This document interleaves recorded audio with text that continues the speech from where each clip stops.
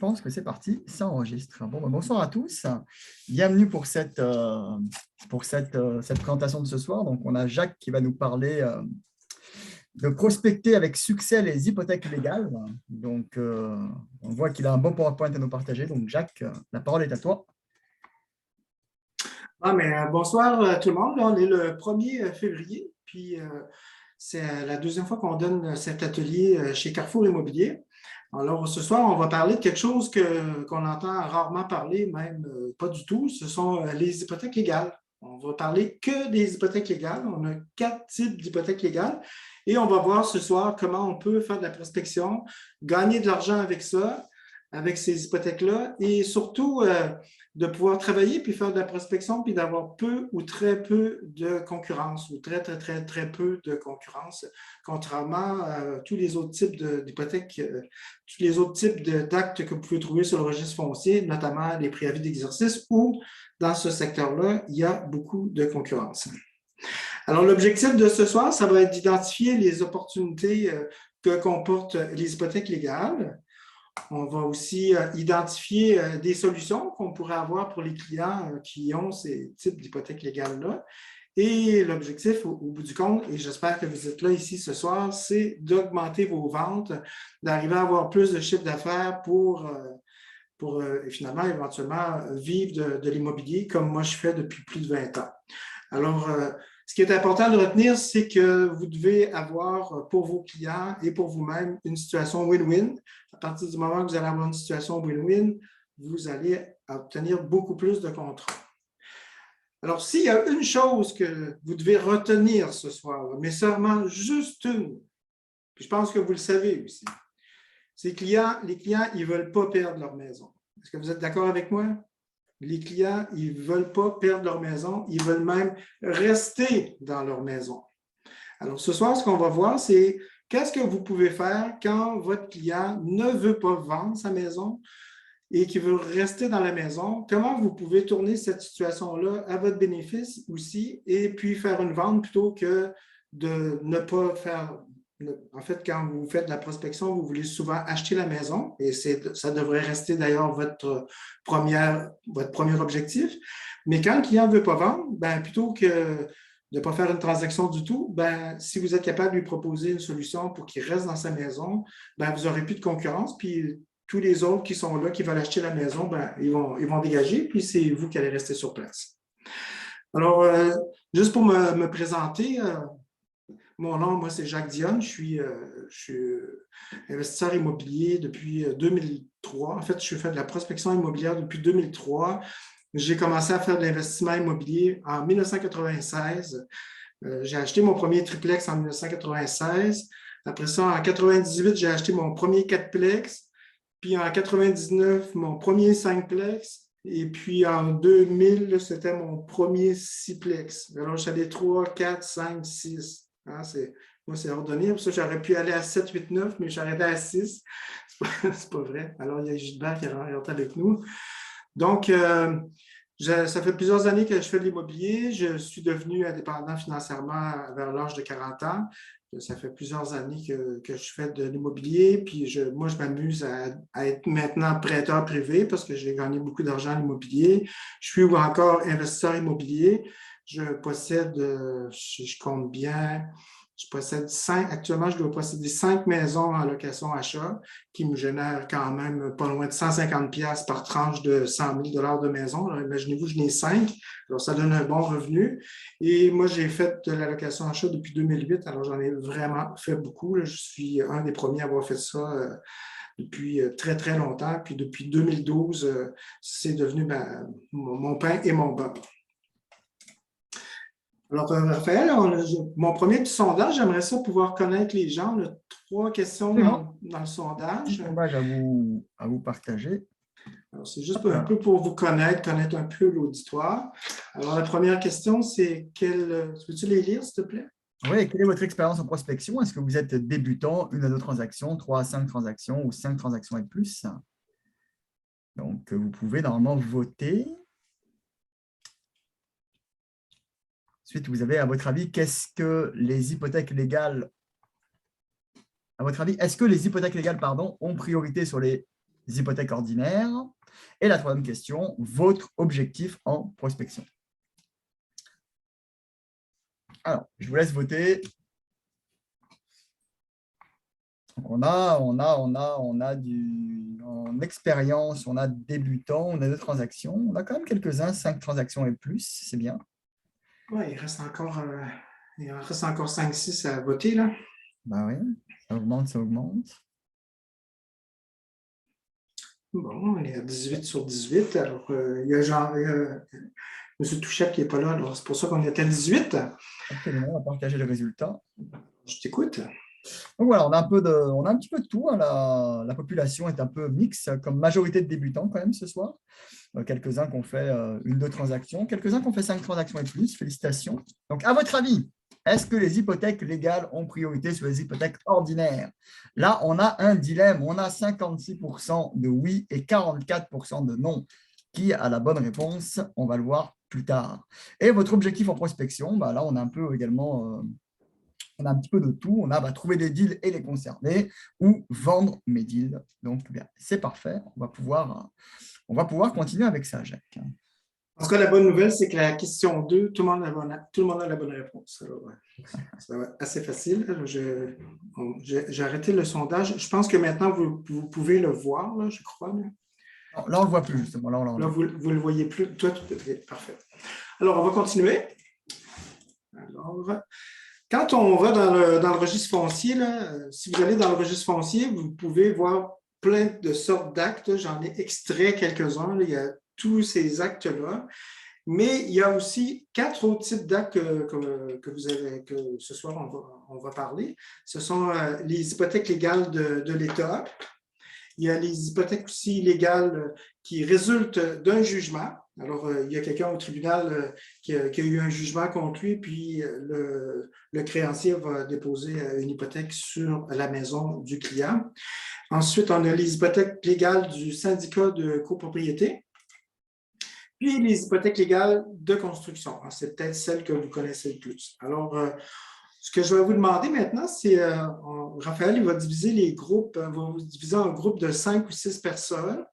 Ce que je vais vous demander, c'est de désigner dans chacun des groupes un porte-parole. Alors, en fonction des groupes qu'on aura, j'aimerais ça qu'il y ait une des personnes qui fasse la synthèse du groupe. Alors, ce qu'on va vous poser comme question, on vous laisse 5 minutes. Au bout de 5 minutes, vous allez avoir un petit rappel de Zoom pour vous dire qu'il reste une petite minute. Ce sera la minute pour faire votre synthèse. Vous avez environ 1 minute chacun pour vous exprimer. Alors, les questions qu'on va vous poser, qu'on vous pose dans l'atelier, c'est quoi pour vous une hypothèque légale? Je viens de vous les nommer, mais pour vous, qu'est-ce que c'est qu'une hypothèque légale? Puis, dans quel site Internet vous pouvez trouver les hypothèques légales? Il y en a plus, des réponses, il y en a vraiment plusieurs. Alors, Raphaël, tu as préparé les groupes? Oui, je suis en train de les terminer. Alors, dès que vous allez arriver dans votre groupe, nommez un porte-parole. Et puis ensuite, vous avez 2 questions à répondre. C'est qu'est-ce qu'une hypothèque légale? Vous pouvez les prendre en note. Qu'est-ce qu'une hypothèque légale? Puis dans quel site Internet vous pouvez trouver les hypothèques légales? Si vous trouvez plus que 2 réponses, c'est normal. Il y en a beaucoup plus que 2. Et puis par la suite, je vais répondre à ces questions-là. Alors, je vais vous attendre. Super, donc c'est parti. Donc, vous allez être attribué dans des salles. On va démarrer tout de suite. Donc, 5 minutes pour répondre aux questions. Vous avez normalement un petit bouton « Rejoindre ». Donc, je vous invite à rejoindre les salles.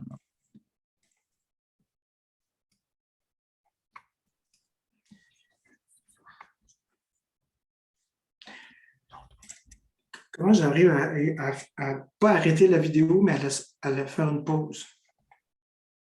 C'est quoi sur tu parles de quoi là? La pause, je voudrais faire une pause sur les enregistrements, s'il vous plaît. Ah ben là. S'il te plaît. On n'a perdu personne. Jacques, on peut relancer l'enregistrement. C'est parti. C'est parfait. Bon, bah super. Bah, je propose qu'on fasse, avant de redémarrer, on va faire un petit tour de table pour savoir, vous avez certainement des éléments de réponse. Et comme on a l'habitude de donner l'honneur aux dames, on va commencer par Isabelle. Isabelle, dans quel groupe tu étais? Qui était ton porte-parole? Isabelle, est-ce que tu nous entends? Oui, est-ce que vous m'entendez? Très bien.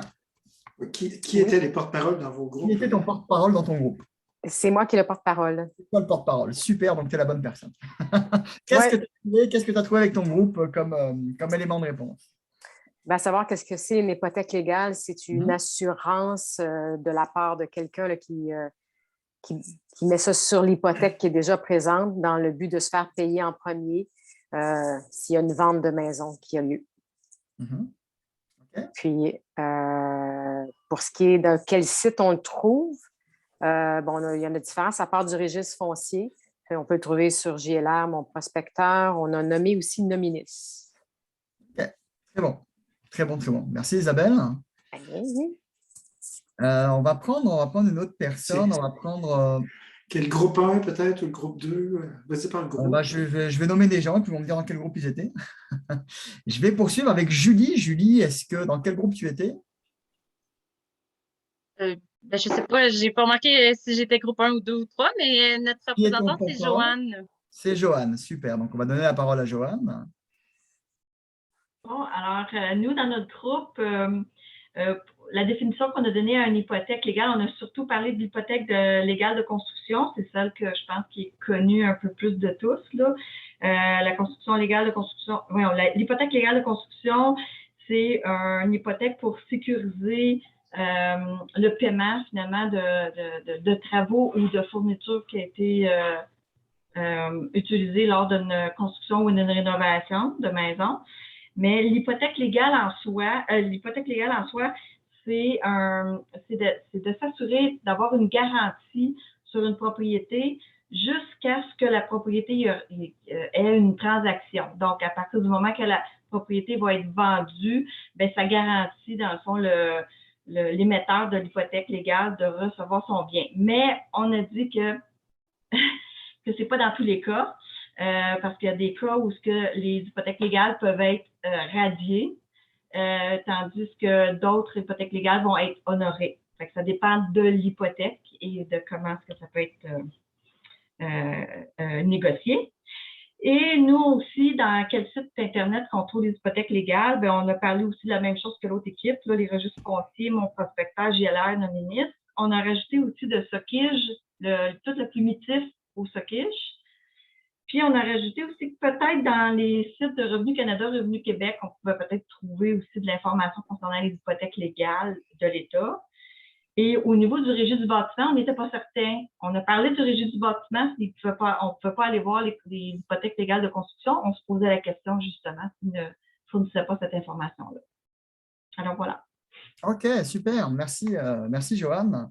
On va poursuivre avec Mélanie. Mélanie, qui était ton porte-parole dans ton groupe? Oui, excuse. C'était moi, mais là, j'ai dû accepter. Moi, j'ai 2 bébés, hein, donc c'est ça. Là, j'ai manqué ce qui s'est dit. Je viens juste de revenir. En fait, on posait la question à tous les porte-paroles donc de chaque groupe. La réponse aux 2 questions qu'on vous a posées, sur lesquelles tu as dû travailler avec ton groupe. Est-ce que tu as des éléments de réponse sur les 2 questions? Donc, la première, qu'est-ce qu'une hypothèque légale? La deuxième, dans quel site Internet vous trouvez les hypothèques légales?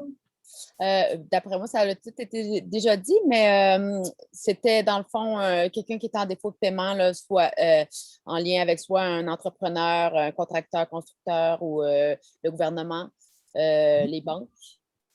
Puis pour les sites, c'était mon prospecteur JLR, registre foncier. Puis on se demandait si les courtiers immobiliers ils pouvaient avoir ce genre d'informations-là.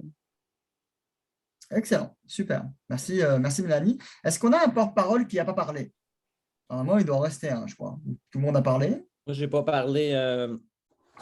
Toi, Eric, tu es porte-parole de ton groupe. Oui, je ne suis pas parlé de mon groupe. Dans le fond, c'est un peu la même poutine, là, où qu'on le retrouve, JLR, mon prospecteur, et puis bien sûr, là, la Bible, le registre foncier. D'après moi, vous allez nous sortir un autre. Oui, il y a Nominis, là. C'est vrai qu'effectivement, c'est un site un peu méconnu.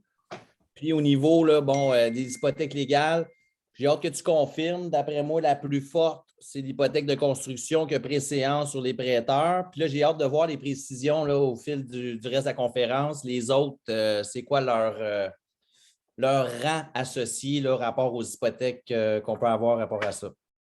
Super. Merci, Eric. Bon, beaucoup de bonnes choses ont été citées. Beaucoup de bonnes réponses. Donc, Jacques, on va On va te laisser complémenter un petit peu tout ce qui s'est dit. Merci Je pense qu'on a eu toutes des bonnes réponses. Parce qu'on prend tout, puis on mélange tout, puis on extrait ce qui est bon. Ben, les informations qui sont sorties, elles sont quand même sorties. Oui. Je vais vous préciser un petit peu plus c'est quoi l'hypothèque légale. C'est quoi ma perception à moi de c'est quoi une hypothèque légale? Une hypothèque légale, là, contrairement, on va regarder, avant d'aller parler de l'hypothèque légale, je vais vous parler de l'hypothèque conventionnelle. L'hypothèque conventionnelle, c'est l'hypothèque que la banque elle vous a mis ou que votre prêteur privé il vous a mis sur votre maison puis que vous avez consenti d'avoir. Okay? Vous avez demandé un prêt, il y a une hypothèque. L'hypothèque, c'est une garantie, en fait. On vous a mis une garantie sur votre propriété. Donc, l'hypothèque conventionnelle, c'est une hypothèque que vous avez demandé. Vous êtes allé chez le notaire et vous avez signé pour ça. Vous êtes d'accord? Y a-t-il quelqu'un qui a une hypothèque là, sur sa maison et qui n'a pas signé chez le notaire? Là? Ça n'existe pas, ça. Okay? Par exemple, l'hypothèque légale, ça résulte de la loi. C'est la loi qui détermine ça. Et puis ça, c'est une hypothèque là, que tu n'as pas demandé. Ce n'est pas une hypothèque conventionnelle. C'est une hypothèque que tu ne veux pas, mais qui est ajoutée sur ta maison. C'est ça la différence. L'hypothèque légale, on ne la veut pas. C'est imposé par la loi. Donc, ça va être l'hypothèque légale du gouvernement, de la construction, il y a des lois pour ça, des taxes impayées, qu'il y a l'hypothèque légale pour que tu payes tes frais de condo. Puis ton hypothèque légale, ça peut être aussi résultat d'un jugement. Ça vient encore de la loi. Que ça, c'est encore quelque chose que tu ne veux pas forcément payer, mais qu'on va t'imposer à payer. C'est ça, une hypothèque légale. Donc, quand vous allez chez un client, puis il y a une hypothèque légale, ben, ce n'est pas un contrat qui est signé, c'est quelque chose qu'on lui a imposé. C'est important de savoir ça. Parce que ça se peut que les gens, quand vous allez les voir, ils ne trouvent pas ça très juste d'avoir eu des hypothèques. Ça se peut qu'il y ait eu que le gars de la construction là, qui a mis son hypothèque, là, ça se peut qu'il ait travaillé tout croche puis qu'il n'est pas content de payer, mais il va l'avoir pareil, son hypothèque légale. Ça se peut que le gouvernement, ben, il décide qu'il va te cotiser arbitrairement, puis que ça se peut que tu ne sois pas très, très content d'avoir des impôts à payer, mais il va te mettre une hypothèque légale si tu ne le payes pas, si tu es en défaut de paiement.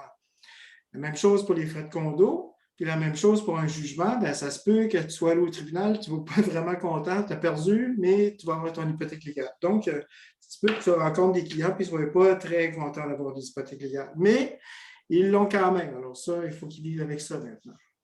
Puis, quand on a une hypothèque légale, devinez qu'est-ce qui arrive. Est-ce que quand tu vas à la banque, est-ce qu'elle est super contente, la banque, de te recevoir et de te faire un prêt pour payer ton hypothèque légale?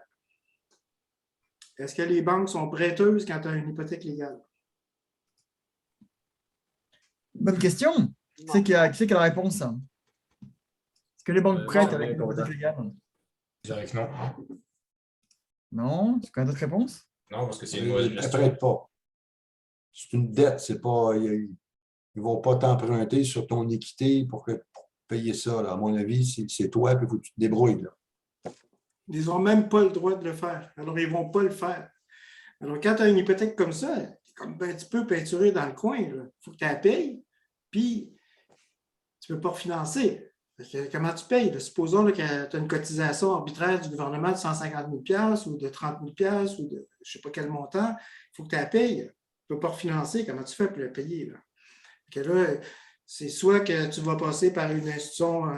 Tu vas avoir un prêt qui n'est pas dans une institution financière, c'est-à-dire un prêteur privé. Ça peut être une solution pour s'en sortir, mais ça peut être aussi la vente de la maison, ça peut être plein d'autres solutions, puis on va les voir une par une tout à l'heure. Alors, ce qui est important de retenir, c'est que l'hypothèque légale, le client, il n'en veut pas, c'est imposé. Puis on se rappelle tout à l'heure, je vous ai dit, les clients, ils ne veulent pas déménager. Ce n'est pas parce que tu as eu une hypothèque légale que tu veux déménager. Puis dans l'autre affaire, c'est que dans les hypothèques légales, le créancier, celui à qui tu dois de l'argent, là, il ne peut pas te forcer à vendre la maison. Il faut qu'il attende pour se faire payer que la maison, justement, il y a quelqu'un qui l'a dit tout à l'heure, c'est qu'il y a une nouvelle transaction qui se fasse. Alors, c'est soit que tu vas refinancer ta maison. Tu peux encore ajouter des hypothèques à l'arrière, mais si tu veux refinancer, enlever quelque chose, là, ben, il va falloir que tu payes ton créancier qui va être ton hypothèque légale. Bon, maintenant, avez-vous des questions?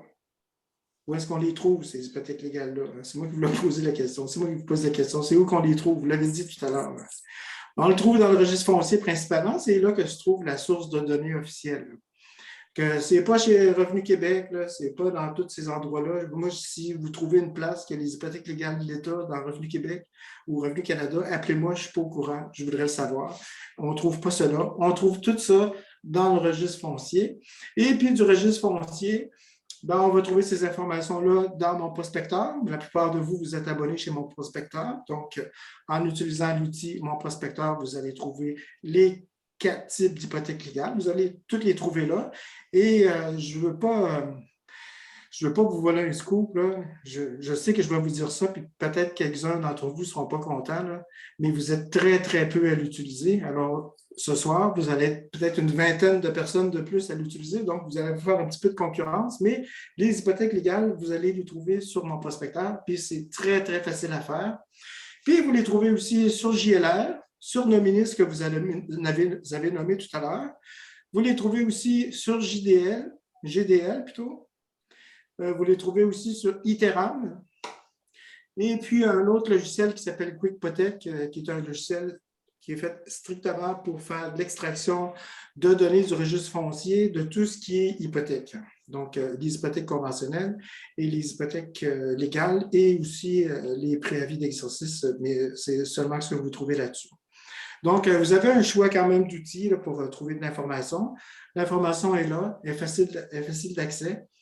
Ça n'a pas toujours été facile d'accès, mais là, maintenant, c'est très facile d'accès. Vous avez des outils qui vous aident finalement à identifier, ou comme mon prospecteur, à pointer facilement les hypothèques légales. Donc, trouver des hypothèques légales, est-ce que c'est facile ou c'est difficile? C'est facile. Alors, si vous m'appelez et vous me dites, Jacques, j'ai trouvé une hypothèque légale, je vais vous féliciter, mais en fait, je trouve ça super facile. C'est vraiment super facile. La partie la plus difficile après, ce n'est pas de les trouver, c'est d'avoir des solutions puis d'être capable de les transformer en argent sonnant et trébuchant dans votre compte bancaire. Et c'est ce qu'on va voir ce soir. Alors, il y a 4 types d'hypothèques légales. Je vous les ai nommés tout au début. Il y a les hypothèques de construction puis de rénovation. Ça, ce sont des hypothèques qui sont installées par le constructeur ou par un de ses sous-traitants. Puis là, je ne vais pas vous parler des règles de comment ça s'installe ça, parce que ça, c'est quand même quelque chose de compliqué, puis c'est du droit. Ce n'est pas quelque chose qui nous intéresse forcément, nous autres, dans ce cas-ci, ce soir. Mais les hypothèques de construction et les hypothèques de rénovation, ce sont les mêmes. Elles sont prioritaires. Donc, quand ça s'est installé, ça passe en avant de toutes les hypothèques conventionnelles qui existent. Toutes les hypothèques qui ont été acceptées et signées par le client, l'hypothèque de construction, elle passe à l'avant de tout le monde. Alors, c'est pour ça que moi, comme prêteur privé, je n'aime pas trop les gens qui achètent des maisons pour les rénover parce que je pourrais avoir une hypothèque de construction qui s'installe et qui prend la priorité avant moi. OK? Que ça, c'est important, que quand vous allez travailler des dossiers, puis vous allez voir des hypothèques de construction et de rénovation, vous ne pourrez pas éviter de les payer. C'est obligatoire de les payer. Par contre, les créances de l'État, ce sont les avis de cotisation que vous allez recevoir du gouvernement, où on vous demande de payer des impôts, où on vous demande de rembourser des DAS. Si vous êtes employeur et que vous ne les avez pas remboursés, l'État peut vous exiger de payer les dépenses. Les DAS, qu'est-ce que c'est? Y a-t-il quelqu'un qui sait ce que c'est, ça, les DAS?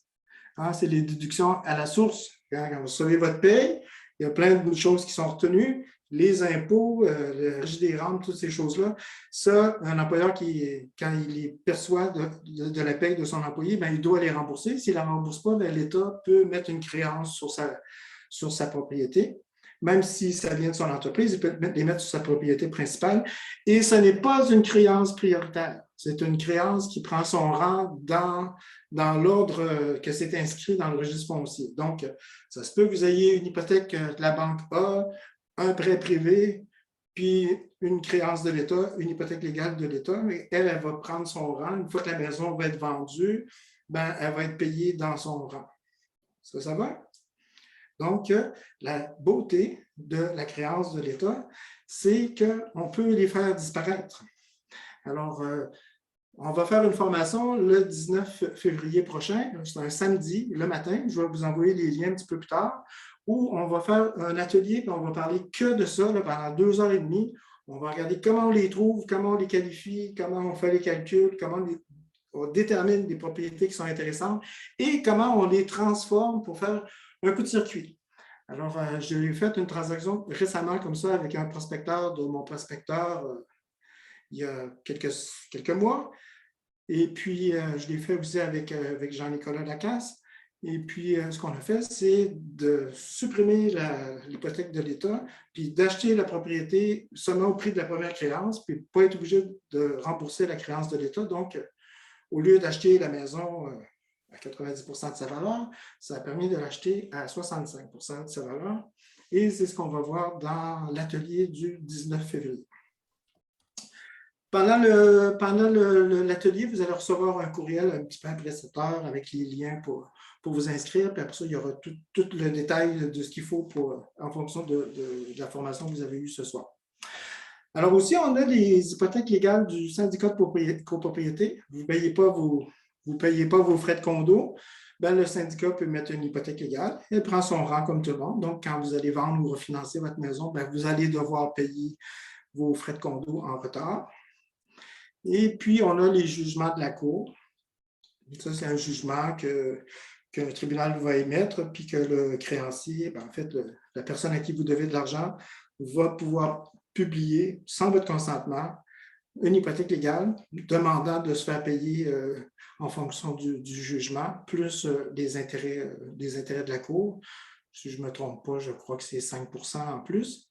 Donc, ça aussi, ça prend son rang comme tout le monde. Donc, une propriété qui serait financée presque à 100 % s'il passe une hypothèque légale du gouvernement, du syndicat de copropriété ou un jugement de la Cour, ben, ils ne seront pas payés.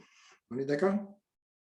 Quand la maison va être vendue, si on a une hypothèque qui couvre presque 100 % de la maison, ben, ils ne seront pas payés ou il va tomber des miettes.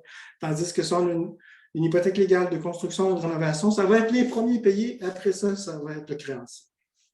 Alors, qui veut être créancier d'une maison en rénovation? Moi, ça ne m'intéresse pas trop.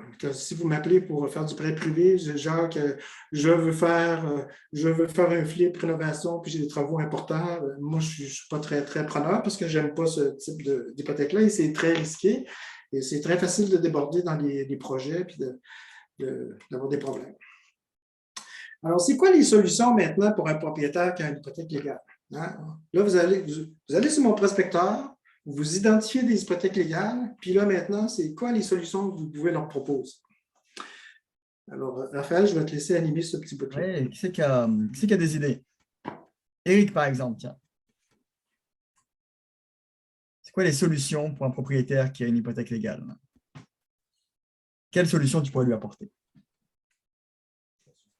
Ben, soit la location achat ou pourrait être une option pour lui. Ça lui permettrait de rester dans la propriété. Sinon, le prêt privé pourrait peut-être l'aider à le refinancer, mais là, c'est des gens en difficulté financière souvent, là, ça, je ne sais pas, mais je pense que la location option d'achat pourrait être une belle solution pour eux autres. OK, excellent. Est-ce qu'on a d'autres idées? Merci, Eric. Oui, malgré qu'ils veulent garder leur maison, il y a toujours le rachat de la maison également. Mais ils sont déjà propriétaires. Là. Ils sont déjà propriétaires. Non, Dans leur cas, ils ne veulent pas veulent pas la vendre, la maison. Ils veulent rester ici. Oui, je comprends. C'est quand même une solution qu'on peut leur offrir au lieu de tout perdre, leur donner un dédommagement quelconque. OK. Alors, tu veux dire qu'ils vendent leur propriété puis que toi, tu achètes la propriété. C'est ça que tu veux dire? Oui, c'est ça. Puis on le laisse 20, 30, 50 000, peu importe le deal. Oui. Déjà, on a trouvé trois solutions. Parfait. Super. Avec un prêt privé en consolidation de dette. Un prêt privé, consolidation de dette. Oui. Après, c'est le temps qu'il refait son crédit. Est-ce que vous envoyez encore une autre option? Est-ce que la subrogation de banque de prêt, c'est aussi une option dans ce cas-là, quand il y a des hypothèques légales? Pourrais-tu nous expliquer c'est quoi une subrogation? Juste pour le bénéfice de tout le monde. Hein. Bien, une subrogation, c'est lorsque tu prends la place de la banque, finalement. Donc, la banque, souvent, sont en premier rang. Donc, quand tu subroges, ben, tu vas chercher, dans le fond, la place de la banque qui était en premier rang, sauf naturellement les hypothèques légales de construction. Mais c'est ce que j'essaie, c'est ça ma question en fait, c'est est-ce que ça serait une bonne alternative quand il y a plusieurs hypothèques légales de subroger une banque pour aller prendre sa place finalement au premier rang? C'est une très, très bonne réponse. D'ailleurs, c'est probablement la meilleure réponse de toute la gang. Donc, c'est ça qu'on va aller voir, puis on va aller creuser dans le fond, le samedi le 19. C'est ça qu'on va vraiment aller creuser. Puis c'est là qui sont les pépites d'or en passant. C'est dans les subrogations. Mais félicitations, Joanne. C'est toi qui as la meilleure réponse. Ben, merci. Mais l'atelier va m'intéresser à ce moment-là parce que la subrogation, pour moi, c'est. Oui, c'est exactement ça qui qu'il faut m'intéresse. faire. Est-ce qu'il y a quelqu'un d'autre qui a une idée de génie? On a Reggie qui a levé la main, donc certainement qu'il a une idée. Reggie? Oui, on voulait savoir, est-ce que la personne ne pouvait pas faire une faillite et vendre la maison? Caroline, on a un groupe extraordinaire. Soit vous avez écouté, soit vous êtes venu le mois dernier, mais vous avez toutes les réponses. Oui, la faillite, c'est aussi une option. Voilà, c'est super. C'est fantastique.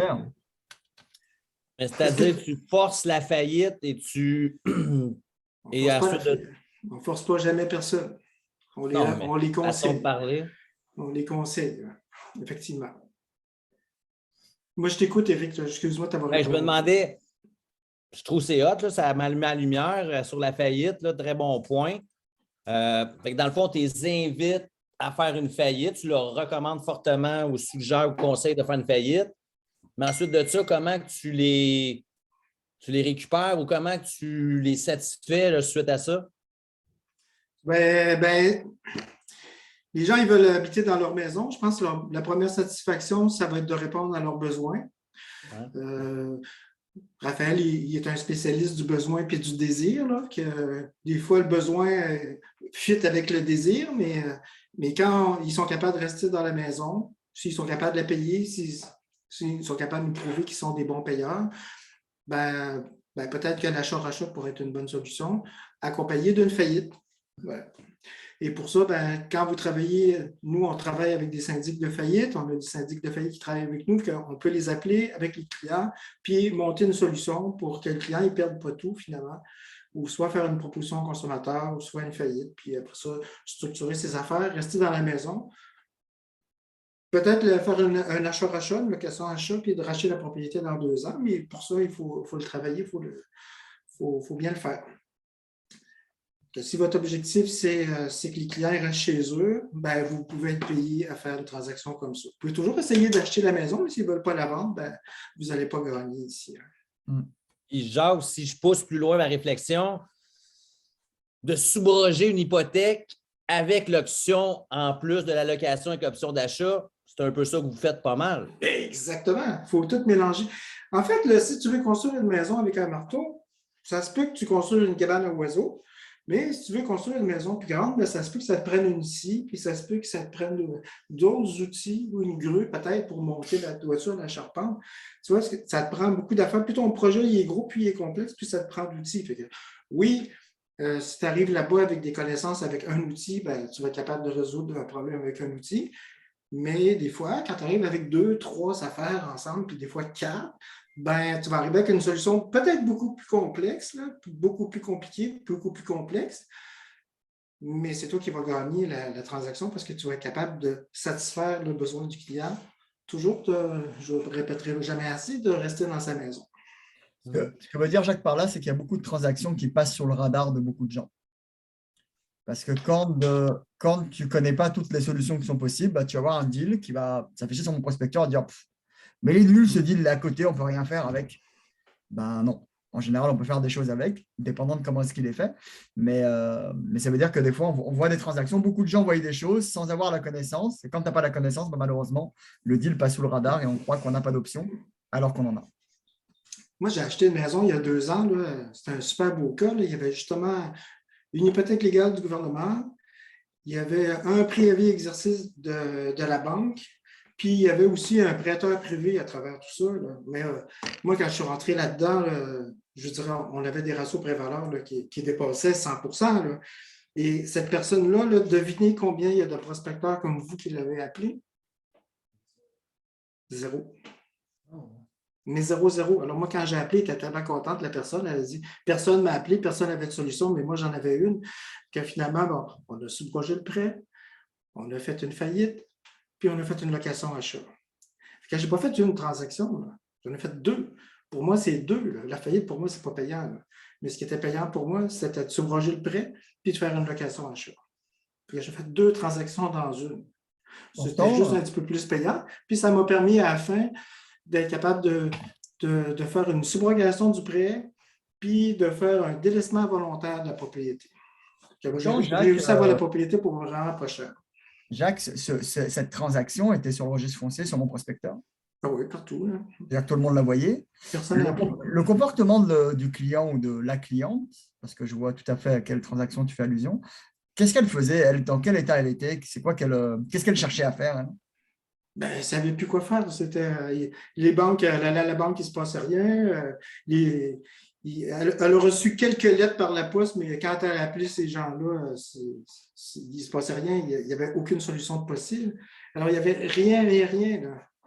Moi, j'ai réussi à avoir un rendez-vous, m'asseoir à table avec eux, leur expliquer qu'est-ce qu'il y avait à faire, puis, et surtout, avec mon petit marteau, de frapper le clou, de dire « Vous voulez rester dans la maison, j'ai une solution pour ça. » Ils sont encore dans la maison.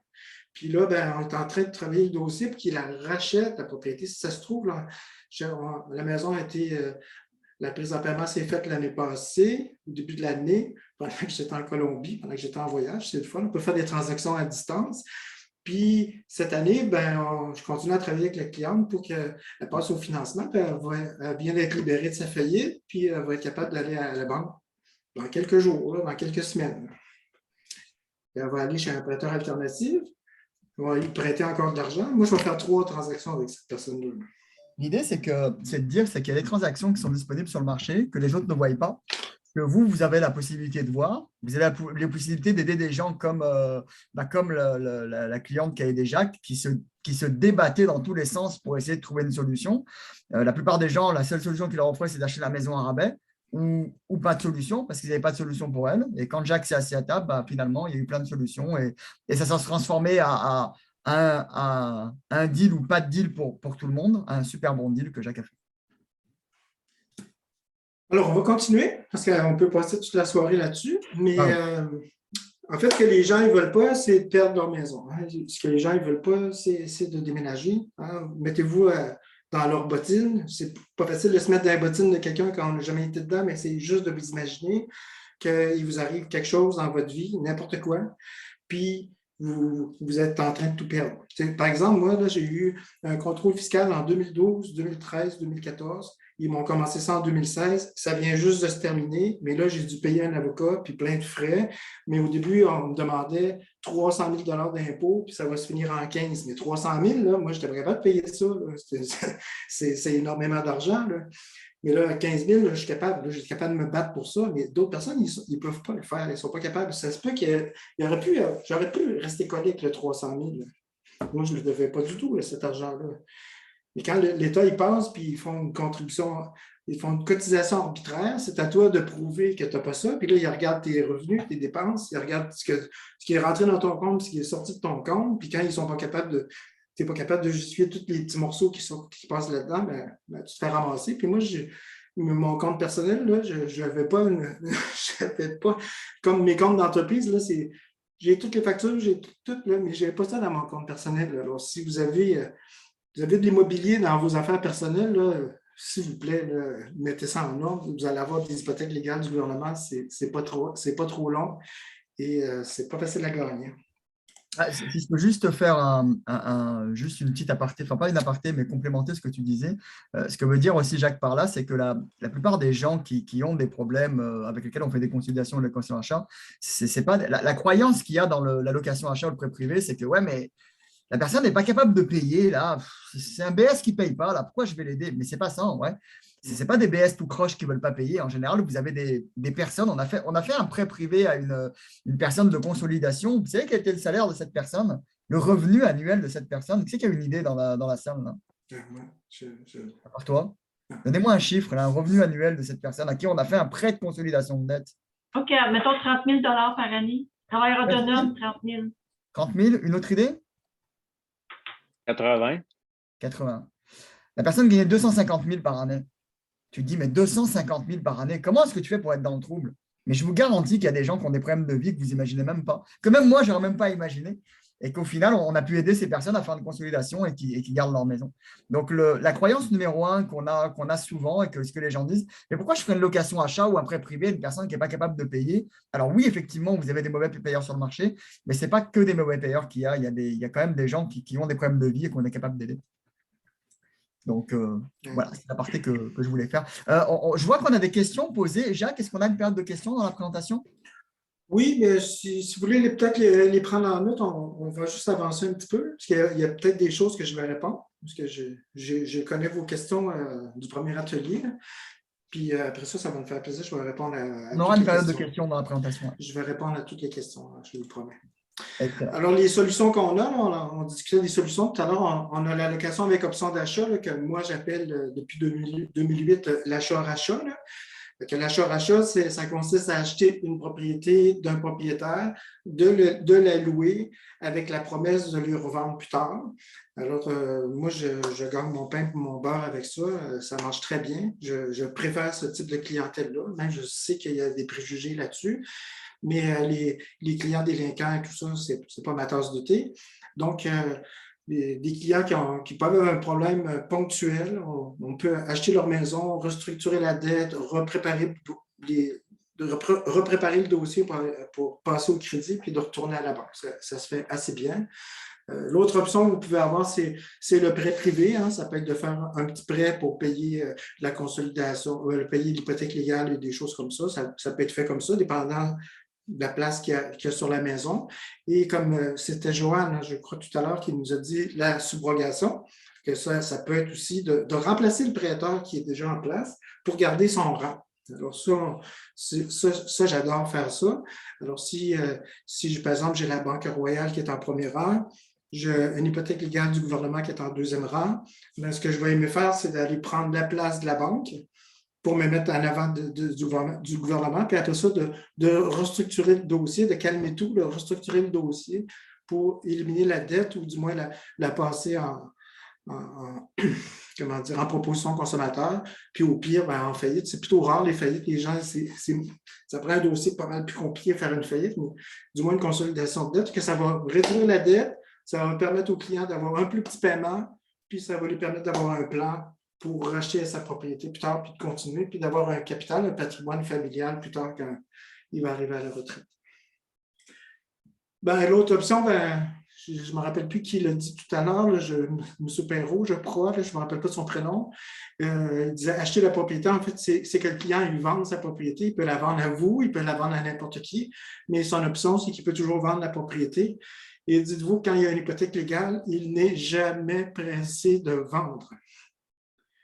Jamais pressé de vendre parce que quand il y a une hypothèque légale, le créancier ne va pas vous demander, ne va pas vous faire un préavis d'exercice. Ça n'arrive pas, ça. Le préavis d'exercice, c'est sur des hypothèques conventionnelles. L'autre, ça pourrait être aussi que le client fasse un prêt personnel, ça on n'en a pas parlé tout à l'heure, mais nous, on a des solutions aussi pour faire du prêt personnel, des petits prêts. Alors, si on arrive par exemple avec je ne sais pas moi, une hypothèque légale du syndicat de copropriété, des fois, c'est des petits montants, là, 7, 8, 9, 10, 15 000, que ça peut aussi se transformer en prêt personnel, puis de payer la dette, puis les clients continuent après. C'est possible aussi de faire ça. On a des solutions pour ça. Et puis l'autre, ça reste la faillite ou la proposition consommateur qu'on va faire avec le syndic de faillite. Voilà. On peut prendre toutes les questions maintenant. Oui. On a Rigi qui avait une question. Oui, bonjour tout le monde. Moi, j'étais allée cogner aux portes, faire le prospecteur, tout ça. Puis, on avait deux problèmes. La première, c'est que j'avais trouvé une adresse, mais qui n'était pas sur le... Quand je suis allée, il n'y avait plus d'adresse. Je me demandais, est-ce qu'il y avait des problèmes comme ça? C'est déjà arrivé auparavant qu'on a une adresse dans le système. Quand je suis allée sur place, on dirait qu'il y avait une adresse fantôme. Ça, c'est la première. La deuxième, c'est que j'étais aussi allée voir une maison qui était sous avis d'hypothèque légale, quelque chose de même. Je suis allée parler à la personne et quand je suis allée, j'ai vu qu'il y avait des cadenas. cadenas de l'État, en fait. On dirait que les gens étaient partis, tout ça. Donc, je ne sais pas quoi faire, en fait. J'ai laissé ma carte, j'ai dit, je connais votre solution, je peux vous aider, mais je ne sais pas, est-ce que la personne va retourner dans la maison? J'ai aucune idée, en fait. En fait, c'était ça ma question. Ok, donc la question, si je comprends bien, c'est que tu as tapé une maison et puis la maison était barrée, il y avait des cadenas dessus. Il y a personne qui était à l'intérieur et tu ne sais pas quoi faire avec ça. Exact. Ok. La première, il n'y avait pas d'adresse, je ne sais pas quoi faire non plus. Des fois, on ne trouve pas les propriétés, mais elles sont là. Des fois, ça peut être un terrain aussi, parce qu'il n'y a pas d'adresse. La deuxième, il y a des cadenas. Je ne peux pas te dire vraiment ce qui s'est passé, parce que ça fait peut-être très longtemps qu'il y a des hypothèques, puis il y avait peut-être aussi un préavis d'exercice en plus de l'hypothèque légale. Je ne peux pas te dire, il faudrait que je vois le dossier pour répondre à cette question-là, mais normalement, il n'y a pas de cadenas puis rien quand il y a une hypothèque légale. C'est plutôt rare. Okay. Je suis désolé, c'est pas une question, c'est une question très spécifique. Il faudrait voir le dossier spécifiquement. Je ne suis pas capable de répondre. OK, d'accord. Merci. On a Audrey qui a levé la main. Oui. Je voulais savoir au niveau prêt privé ou bien prêt personnel, parce que des hypothèques légales, il peut y avoir plusieurs montants. Est-ce qu'il y a un minimum ou pour prêter? Parce que des fois, ça peut être des petits montants, des fois, ça va être plusieurs petits montants. Est-ce que comme 10 000, 5 000, 20 000, y a-t-il un minimum? Les prêts personnels, c'est souvent des petits montants, mais ils vont être possibles aussi, les prêts personnels, ça va dépendre aussi du bureau de crédit des clients. Puis pour ce qui est maintenant des hypothèques pour faire un prêt privé, oui, nous, on a un minimum. Là. Moi, traiter un petit dossier de 20 000 je ne trouve pas ça très, très intéressant. Mais oui, notre moyenne, là, ça va être 25 000 et plus. Et c'est sûr qu'il y a plus de frais de dossier quand on prête 25 000 Mais oui, c'est possible, mais ce que ça me prend principalement, c'est un plan pour être capable de racheter la propriété, de me repayer après. Moi, je veux prêter mon argent, ça me fait plaisir, mais je veux être payé après, puis je veux un plan pour être repayé, que ça me prend quelque chose de concret. Là. Ça peut être un petit prêt, c'est pas grave. Ça peut être un plus gros prêt, mais vous pourriez être surpris, des fois, on arrive à transformer un petit prêt en quelque chose de plus gros. Oui, absolument. Absolument. Merci. Super. On a, merci Audrey, on a Chardine qui a une question. Oui. J'ai une question par rapport, quand on a parlé de l'hypothèque légale, que pour l'hypothèque légale, il n'y a pas un avis de 60 jours. Quand vous avez parlé de vente de propriété, est-ce que vous pouvez expliquer plus, c'est quoi la subtilité avec l'hypothèque conventionnelle? Parce que je crois que toutes les hypothèques, il y aura toujours un préavis d'exercice, puis après toute la démarche de 60 puis 180 jours jusqu'à arriver à un jugement. Est-ce que c'est le cas pour tout? L'État, ils ne font jamais ça. Ils collent une hypothèque légale, puis ils attendent. Ils ont toute leur vie pour attendre. Ils attendent. Puis quand on a une hypothèque de la construction, c'est pareil. Tu mets l'hypothèque de la construction, puis il faut attendre. Il faut attendre que la maison se vende, que la maison se refinance, ou la maison, il se passe quelque chose sur la propriété. Il n'y a pas vraiment d'urgence. OK, mais si par exemple l'État voulait avoir son argent le plus tôt possible, ou bien l'entrepreneur, l'État, ils ont d'autres moyens. L'État, ils ont d'autres moyens. Là. Ils peuvent saisir ton compte de banque, ils peuvent retenir tes revenus, ils peuvent faire plein de choses. Mais l'hypothèque légale de l'État, c'est son ultime garantie. Là. Il dit, tu ne vendras pas la maison sans me payer. C'est ça qu'ils veulent te dire. Que là-dessus, ça comprend les impôts, ça comprend des prêts étudiants que tu n'as pas remboursés, ça comprend les DAS, ça comprend plein de choses. Autant que du gouvernement provincial que du gouvernement fédéral. Mais ils acculent pas, ils forcent pas les gens à vendre les maisons, l'État. Ça fait pas partie du processus. Que vos clients, ils ont du temps. Quand vous allez les voir, ils ne sont pas trop pressés. Peut-être que les autres, ils sont stressés, peut-être qu'ils pensent qu'ils sont pressés, mais vous savez qu'ils ne sont pas pressés. Vous avez du temps. Vous avez du temps pour discuter avec eux. OK. Ça répond à ta question? Est-ce qu'on a une autre question, Raphaël? Oui. Il y a plein de mains levées. Là. On a Eric qui a une question. Oui, j'ai une question. Bon, vous savez, la plupart, là, je suis courtier immobilier. Fait que moi, quand un vendeur veut quitter, je fais ma job, puis je l'accommode. Par contre, pour vous refiler à rondelle, un vendeur qui veut rester dans sa maison, là, Jacques ou Raphaël, je rentre dans l'élément vente.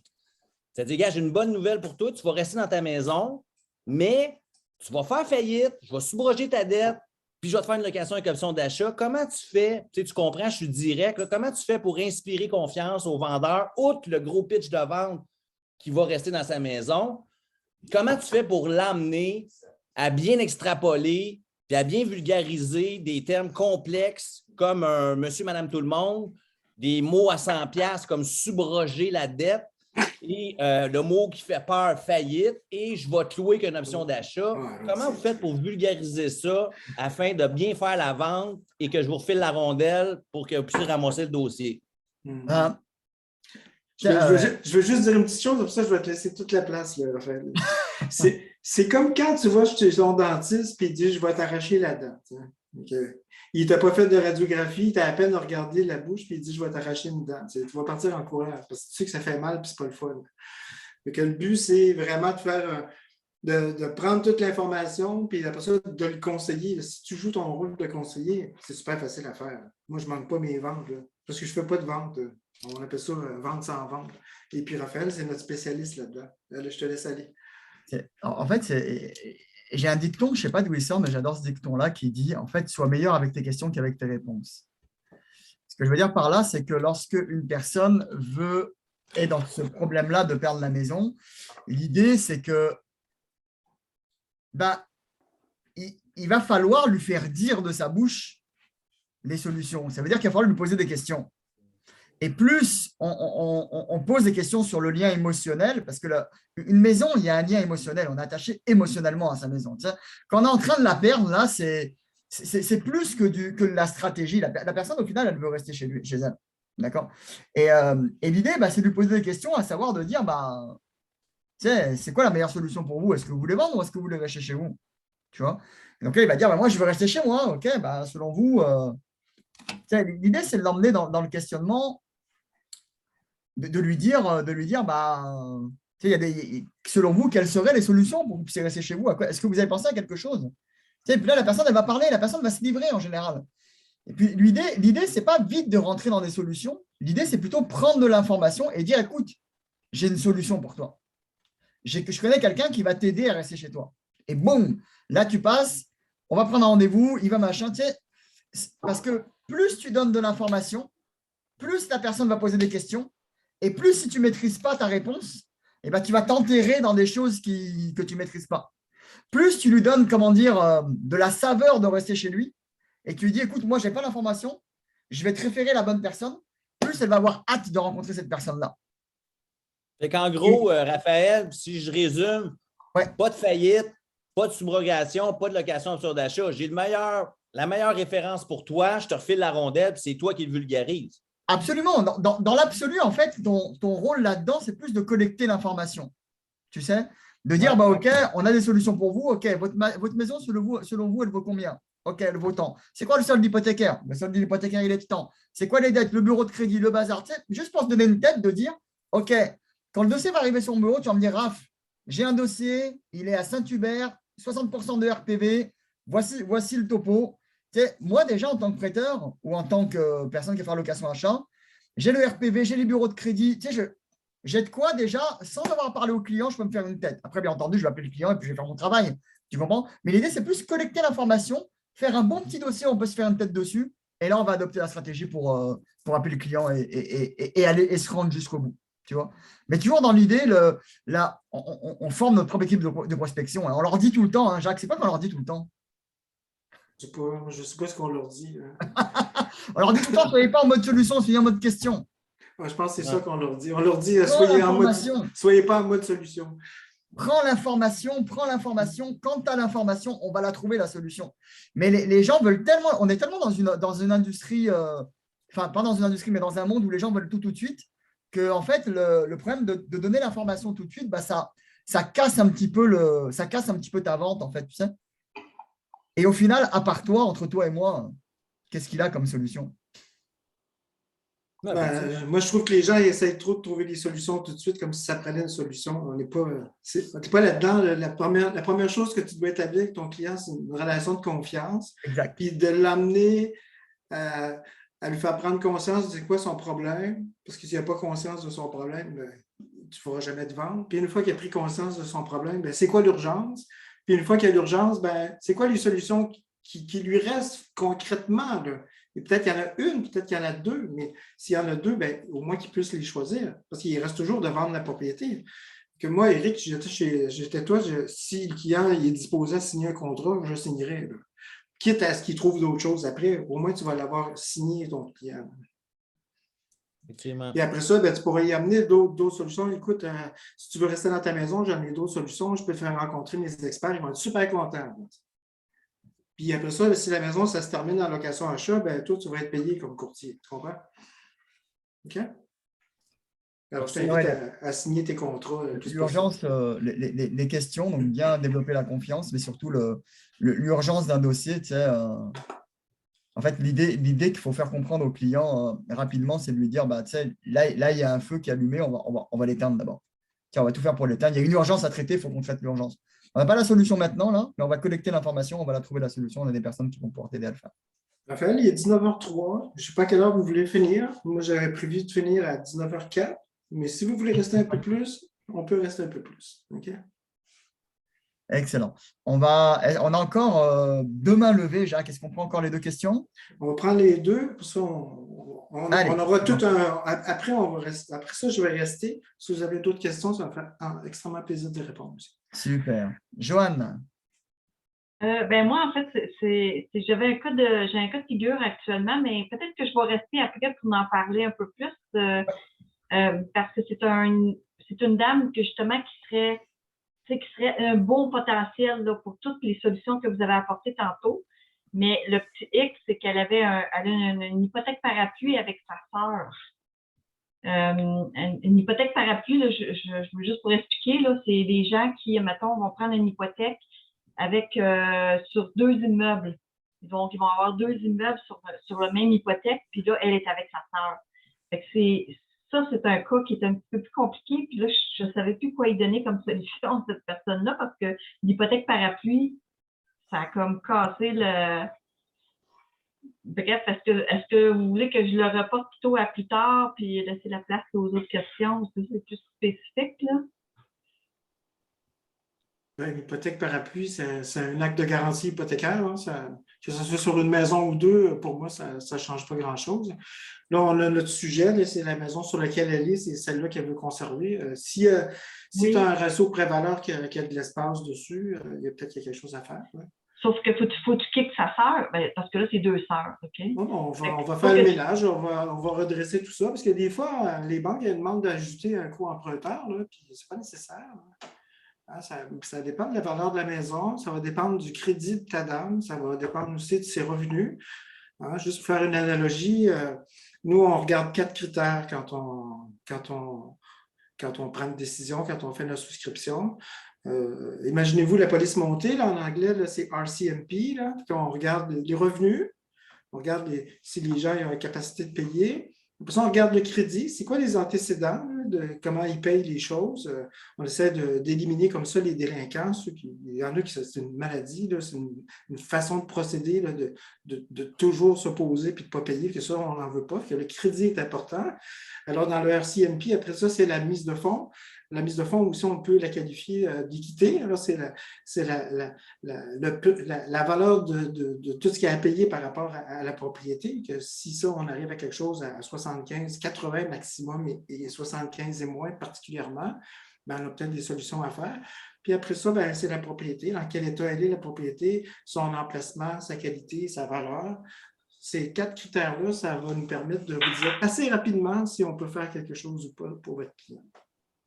Alors, c'est un bon prospecteur, pour être le plus efficace possible, avoir le maximum de contrats, c'est d'obtenir ces 4 valeurs-là. Et avec ça, on est capable de vous dire assez rapidement si on peut faire quelque chose ou si on doit tout simplement passer son tour. Puis dites-vous que des clients qu'on ne peut rien faire, des fois, c'est mieux de les abandonner rapidement. C'est du temps que vous gagnez, que vous ne perdez pas, là, du moins. Mais on va faire une formation, Jacques, prochainement. Comment elle est en cours de préparation, elle sera en ligne. Comment est-ce qu'on monte un dossier rapidement, c'est-à-dire les informations clés à recueillir pour monter le dossier, justement pour nous l'envoyer, dire voilà, regarde, j'ai ça. Est-ce qu'on peut faire quelque chose ou est-ce qu'on peut rien faire? Oui, concrètement, je voulais avoir, c'est quoi les dossiers spécifiques? Vous voulez, c'est ça, son revenu, un talon de paye, un T4, rapidement, pour aller cibler le client. Là. Ouais, c'est pas très compliqué. On va vous faire une formation complète dessus, là, vous verrez, mais c'est pas compliqué. Ce sera une formation qui sera relativement courte pour juste récupérer les bonnes informations pour que vous puissiez nous envoyer le dossier, qu'on puisse vous dire rapidement oui ou non si on est capable d'aider le client ou pas. Puis elle va être disponible quand, cette formation-là? Dans quelques jours, on est en train de la finaliser. Là, dans quelques jours, on vous enverra un courriel à tous là, quand elle sera disponible. Là, vous pourrez y accéder. C'est le 4 février, Raphaël, tu avais dit. Comment? C'est le 4 février que tu avais dit. Je n'ai pas dit vendredi?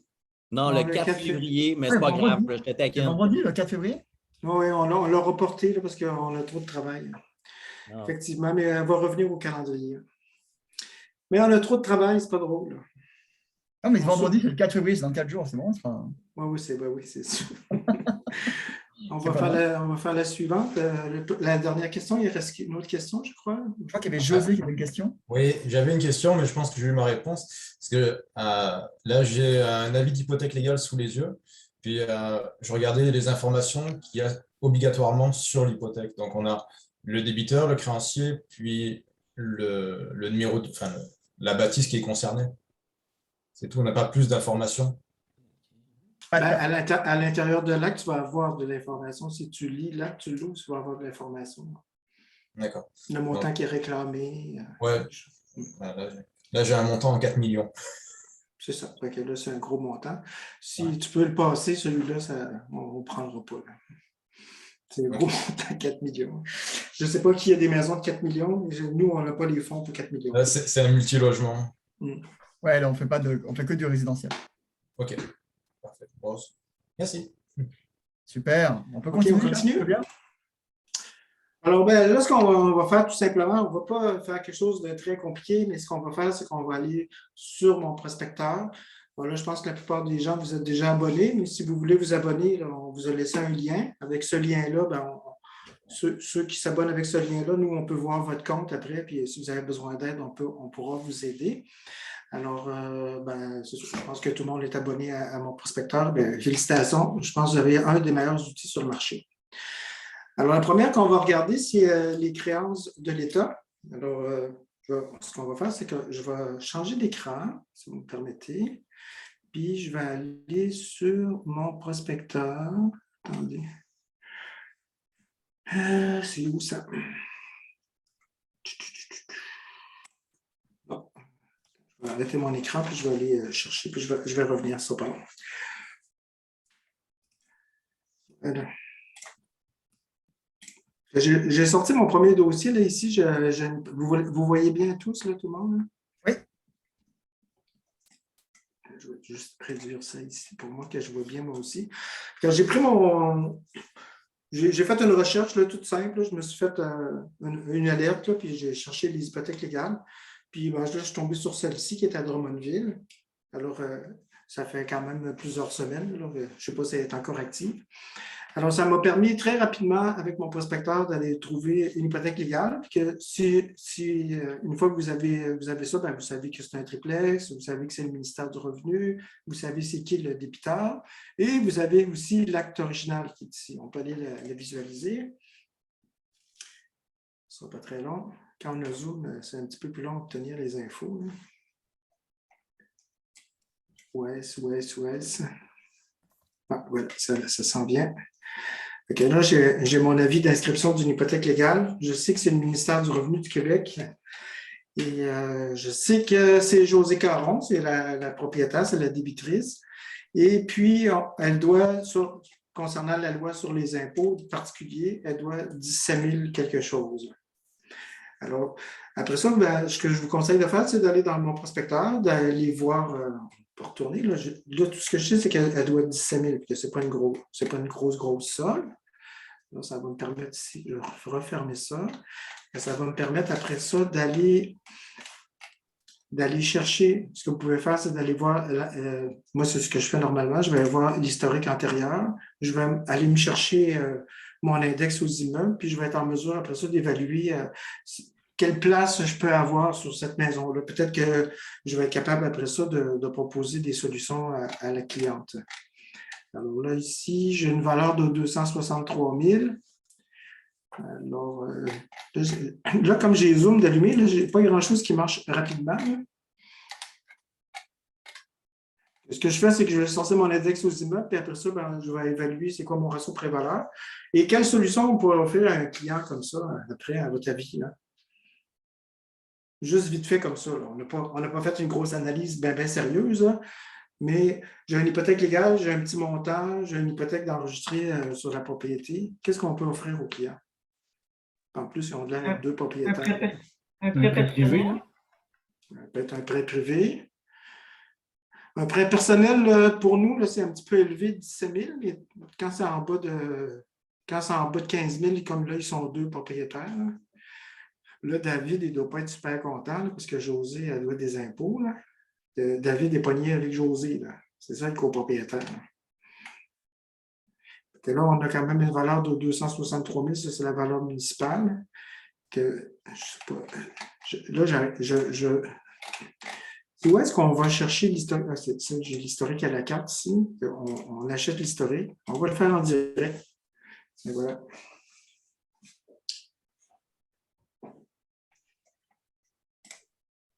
Pensez-vous que je vais avoir un résultat? Ou...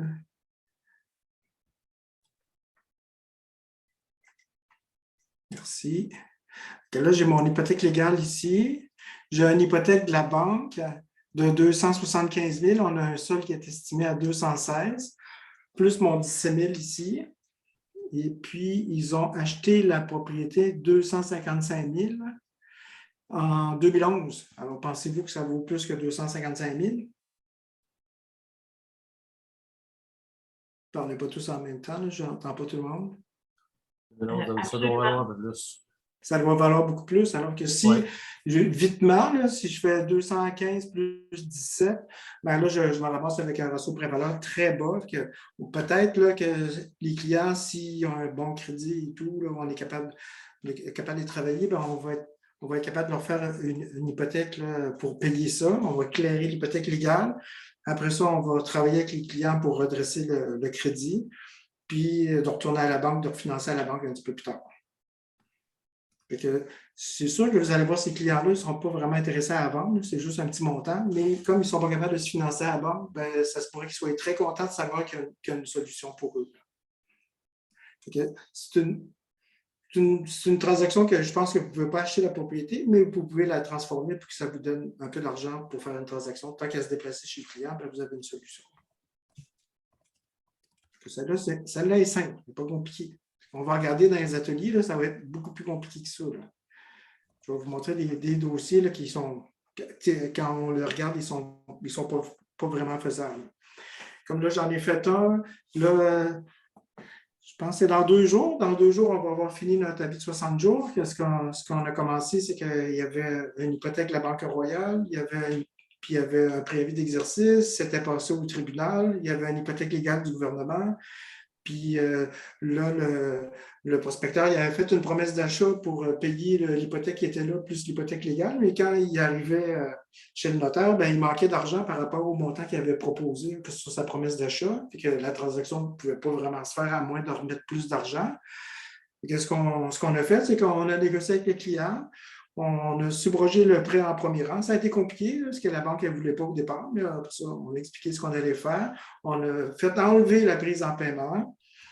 En fait, il y avait c'était pas une prise en paiement qu'il y avait, c'était une vente du contrôle de justice. On a fait enlever ça, on a subrogé le prêt, puis après ça, on a signé avec le client que dans 60 jours, on allait faire un préavis d'exercice avec une prise en paiement, puis avec un délaissement volontaire. Puis suite à ça, 2 mois plus tard, là, la propriété va être transférée au prospecteur. Puis quand il va l'avoir acheté finalement au prix de l'hypothèque initiale, ce qui restait à payer finalement. Puis que ça reste un bon deal. Le deal même, il est meilleur que ce qu'il voulait faire au départ. Ça va? Oh, j'aurais une question là-dessus. Bien sûr. dans ce cas-là, elle a une hypothèque en 2014 de 2,75. On y va de même, là. Disons qu'elle a gagné 100 000 de valeur sur sa propriété là, en 2021-2022. On est à 3,75. Là, elle a une petite hypothèque légale d'un montant, je considère petit, de 17 000 $. Comment tu te présentes pour l'aider quand que dans le fin fond du fond, elle a juste à refinancer ou à réhypothéquer, elle a liquidé sa propriété, après aller le rechercher? Fait que comment tu fais ton approche pour l'aider? Là, je parle avec... je vous vois pas, là. C'est avec... Avec Eric, Jacques, Eric Perrault. Parfait. Bon, mais Eric... Parce qu'elle ne peut pas se refinancer. Bien, c'est ça, je vais retourner à ce que j'ai dit au départ. Est-ce que les banques sont prêteuses quand on a une hypothèque légale du gouvernement? Ouais, c'est bon. Tu as répondu à ma question, c'est beau, c'est réglé. La réponse est non. Mais là, si on a un prêteur privé, bien là, toi, tu arrives là-bas avec une solution. Là. Tu dis, écoute, moi, j'ai une solution.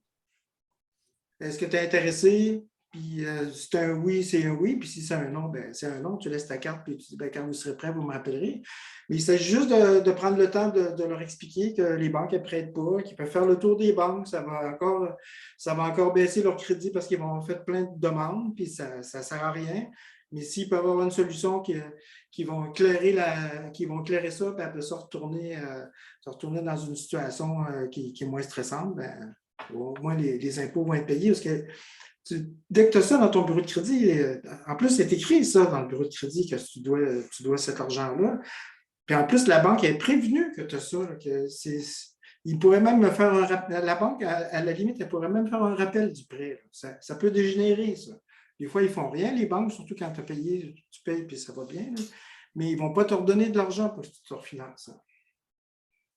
Donc, oui, la solution, une des solutions, c'est ça reste le prêt privé.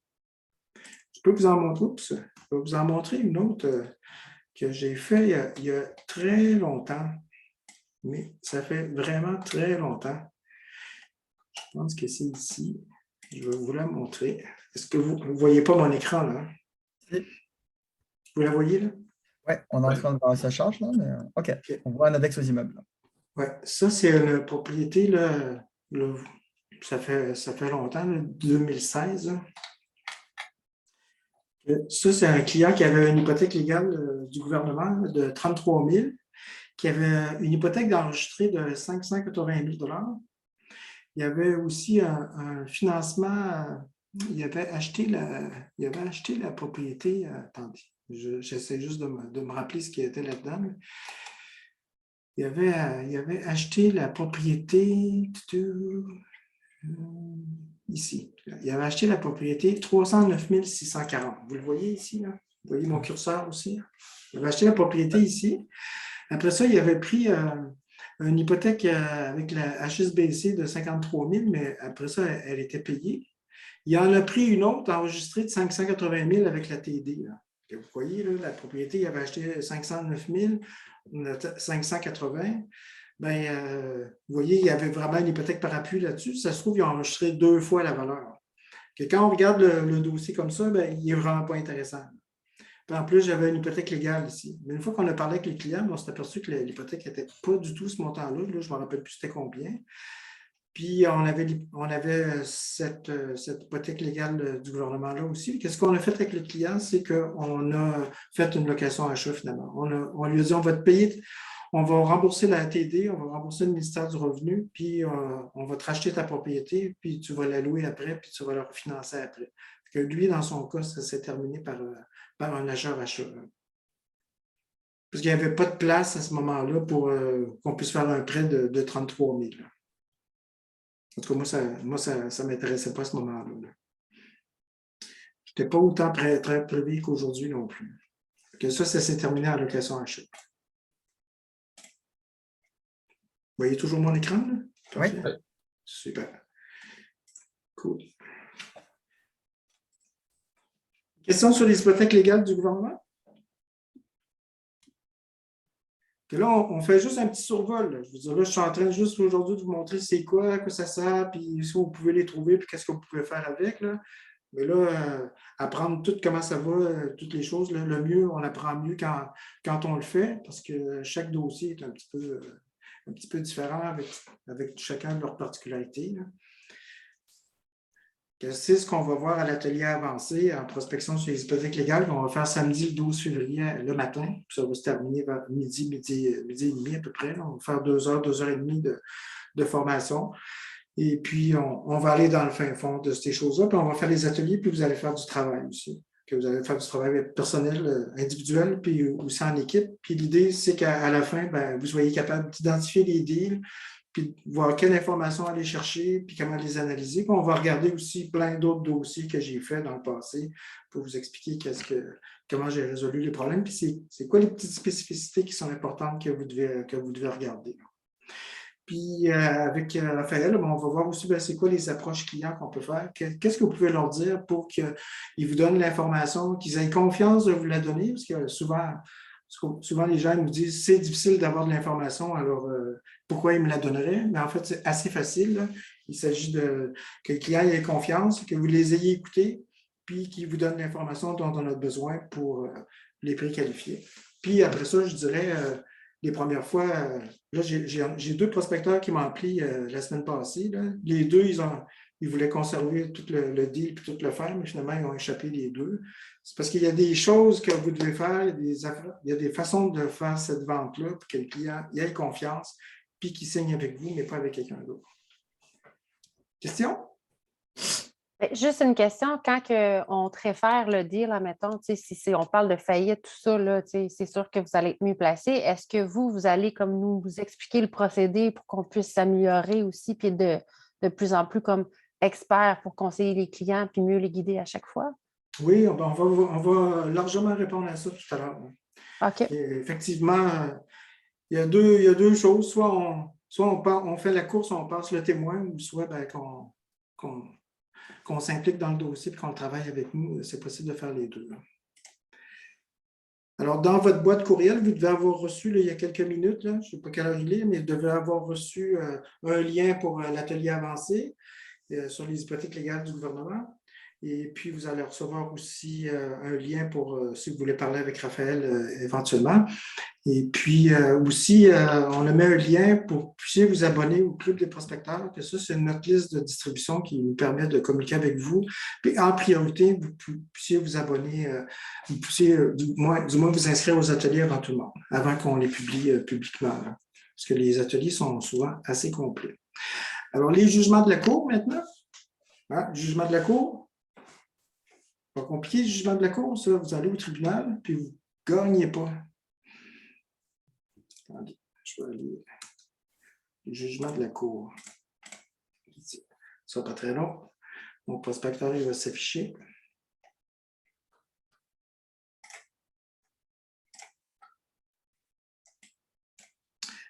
Encore ici, j'ai une hypothèque légale d'un créancier. Non, ça, ce n'est pas le jugement de la Cour. Ah oui, c'est un jugement de la Cour, excusez-moi. Ça, c'est Abdullah contre Jamil. Contre Jamil, du moins.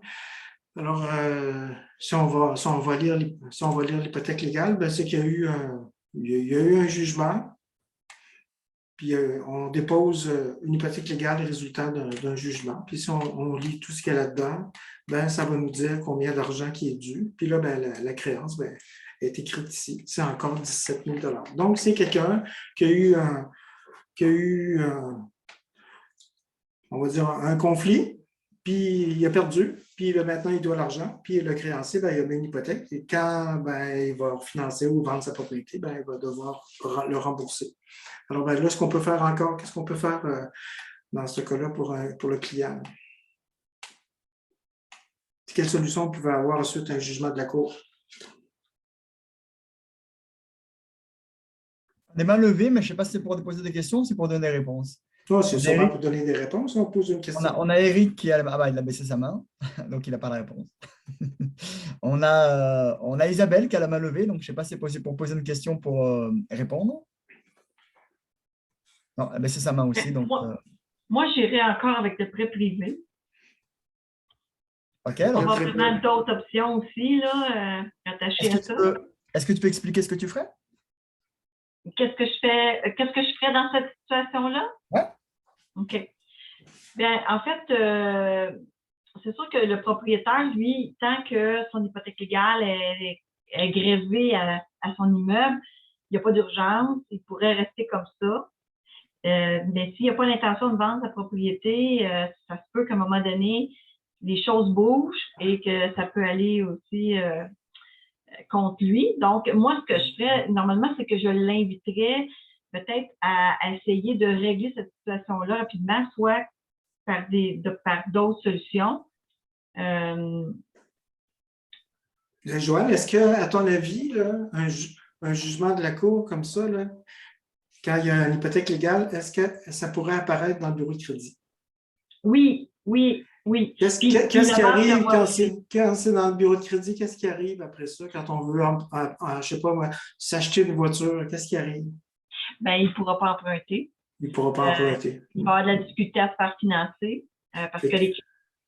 Fait que tout va lui coûter cher après. Là. À chaque fois qu'il va vouloir obtenir du crédit, ça va lui coûter cher.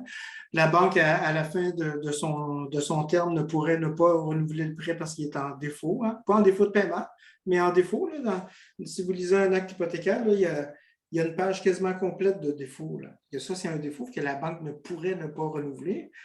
Généralement, ils renouvellent, mais s'il n'y a pas de défaut de paiement à la banque, ils ne renouvelleront pas.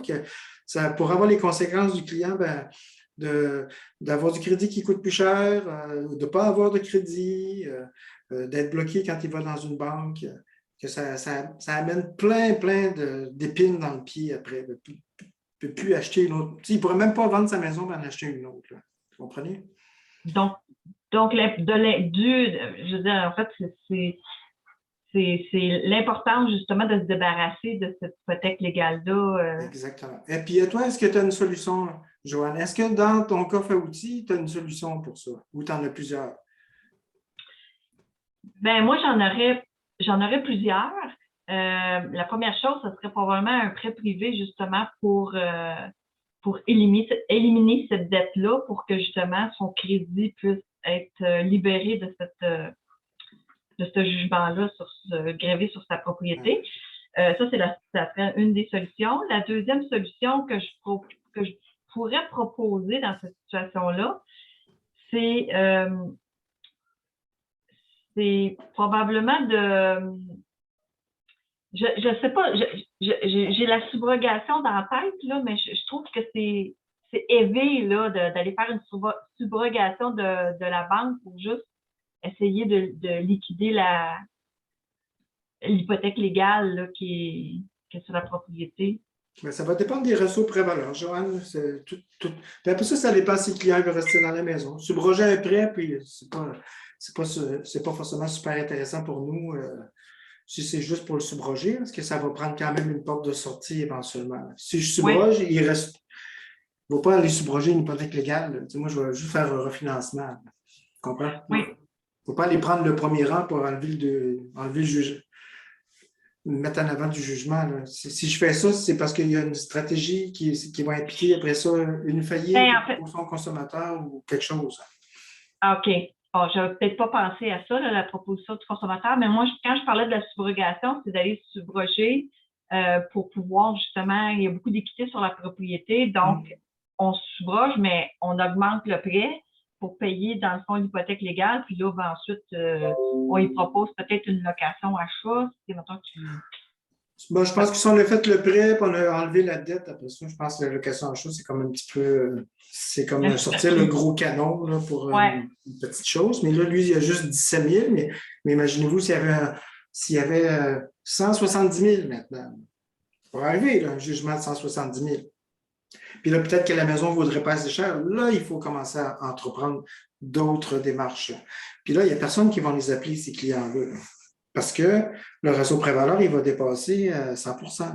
Vous comprenez? Puis, qu'est-ce que vous faites? Vous leur proposez la faillite? Bien, ça dépend c'est qui. C'est cas par cas. Là. C'est pareil comme on va sur le dentiste. Il y en a qui vont te proposer d'arracher la dent, d'autres, après ça, de faire de la réparer. Je ne sais pas dire, c'est du cas par cas. Là. Non, je comprends, mais si c'était la solution de lui proposer la faillite, c'est quoi l'avantage, mettons, oui, pour le client, c'est correct, là, il se libère de ses dettes, Mais mettons pour vous, La faillite, il va perdre la faillite, il va perdre sa maison. On s'entend, là? Que s'il est pour perdre sa maison, ben après, il va falloir se faire un plan pour être capable de racheter la propriété. Puis comme il va vouloir rester dans sa maison, parce que c'est presque le cas de tout le monde, c'est rare que le monde qui abandonne la maison, ben, on va être capable de lui acheter, de lui louer pour lui revendre plus tard. Que là, ça demeure intéressant pour toi comme prospecteur. Ah, OK. Ah, c'est vraiment, c'est ça, il faut mélanger plusieurs options. Bien, c'est ça. Moi, ça fait longtemps que je fais ça. Raphaël aussi, ça fait longtemps. Puis notre expertise de vente puis d'immobilier, les deux mélangés ensemble, ben, ça permet de trouver des solutions quand tu penses qu'il n'y en a pas, ou ça va te permettre d'avoir un peu plus de. Moi, ça fait longtemps que je le fais. Là. Quand j'ai commencé, là, je cherchais des hypothèques légales, je cherchais comment trouver des reprises de finances. Ce n'était pas facile comme aujourd'hui. Maintenant qu'on sait comment les trouver, ben, il faut juste les closer, avoir la bonne solution. Et pour ça, ben, ça te prend le bon coffre à outils. Et puis, au départ, ben, ça te prend moi, je dirais que ça te prend un expert qui travaille avec toi. Là. Ça te prend une bonne radio de la situation. Si on veut parler un peu de dentiste, là, le dentiste, quand tu vas le voir, il te fait une radio avant de t'arracher la dent. Bah, pour les clients, c'est pareil, ça prend une bonne radio. Quand on a la bonne radio, bah, là, on va regarder, puis on va voir bah, avec cette radio-là ce qu'on fait du client. Quelle solution? Est-ce que ça va être une petite injection, on va régler le problème, ou est-ce qu'on va devoir faire une grosse opération pour régler le problème? Ça, chaque cas est différent. Bon, on va regarder le petit dernier, on va y aller rapidement. Je pense que vous avez commencé à comprendre le principe, qu'il y en a les syndicats de copropriété. Ben, là, j'ai fait mes recherches, j'ai trouvé dans mon prospecteur syndicat de copropriétaire de cette adresse-là. Ça a l'air juste être un condo dans un triplex, finalement, sur la rue Giroir. Si je vais avoir mon acte, ben, je vais certainement voir que c'est encore un petit montant, comme d'habitude. Ah, mais là, il doit quand même 25 000 $. Il ne sera pas capable de se refinancer. Ben, peut-être que ça peut être intéressant pour nous. Mais moi, personnellement, ça va m'intéresser si c'est une copropriété divise. Là. Si c'est une copropriété indivise, ça ne m'intéressera pas. Là, que ça va être important. Que là, ce que je vois ici, c'est qu'il est en défaut de payer sa quote-part, des charges communes et de la contribution au fonds de prévoyance. Il n'a pas fait ses cotisations. Puis ça doit faire un petit bout, là, parce que 24 000, c'est quand même un gros montant. À moins qu'ils aient fait des travaux sur la maison puis qu'il n'y avait pas l'argent de payer sa partie. Ben là, ce qui risque de lui arriver à ce client, ben, c'est de perdre son condo. Puis ça va aller au profit des deux autres propriétaires. D'accord? Alors, continuons. Que les solutions, ben, probablement refinancement. On n'a pas regardé ce dossier-là en détail, là, mais probablement refinancement, vendre le condo, achat-rachat, toutes les solutions qu'on a données tout à l'heure, ou une combinaison de tout ça, faillite, tout est possible. Toujours cas par cas. Hein? Je vous le répète, là, je ne le répéterai pas assez, c'est toujours cas par cas. Alors, ben, pour devenir un prospecteur prospère, on a ici Raphaël. Raphaël, c'est mon étudiant depuis plusieurs... ça fait combien tu as commencé avec moi? Ça fait 2 ans et demi à peu près. Oui, à peu près. Et puis, Raphaël, ben, ça a commencé qu'il a suivi plein de formations partout. Hein? Je vais te laisser peut-être expliquer ton petite histoire et d'où tu viens. Oui, bien sûr. Ouais, bah, comme tu le dis, j'avais certainement comme vous tous suivi plein de formations qui étaient toutes bonnes d'ailleurs au passage. Il y a plein d'écoles qui existent et qui sont d'ailleurs, qui font d'excellentes formations. Et je pense que j'avais le syndrome que peut-être beaucoup vont se reconnaître dans ce que je vais dire. C'est que j'avais le syndrome de ce qu'on appelle l'objet brillant. C'est-à-dire que dans toutes ces formations, il y a des formations, faire du multilogement, acheter, faire de location-achat, faire de l'achat-rachat, faire du prêt privé, investir en Floride, faire du chalet. C'est très bon tout ça, il y a tout ça qui est bon. Et puis moi, en tant que jeune étudiant ambitieux dans l'immobilier, j'avais envie de tout faire. J'avais envie de faire du chalet, j'avais envie d'investir en Floride, j'avais envie de faire du multilogement, j'avais envie de... Et au final, je faisais rien. Je faisais rien parce que je courais plusieurs lèvres en même temps et puis il n'y en a aucun que j'arrivais à attraper. Et puis surtout, je me suis rendu compte, ce qui a vraiment fait le déclic, c'est que la plupart des projets, là, la question que Jacques voulait me poser, je pense, c'est qu'est-ce que... Je ne sais pas ce que tu as noté sur ton écran, mais... Oh, j'ai cliqué, je ne voulais pas cliquer. Ouais, c'est pas grave. Et en fait, qu'est-ce qui a fait le déclic entre tous les projets, c'est que quel projet résonnait avec ma mission de vie, en fait, au final. Parce qu'il y a tout qui est bon. Le chalet, c'est bon, le multi, c'est bon, faire des flips, c'est bon.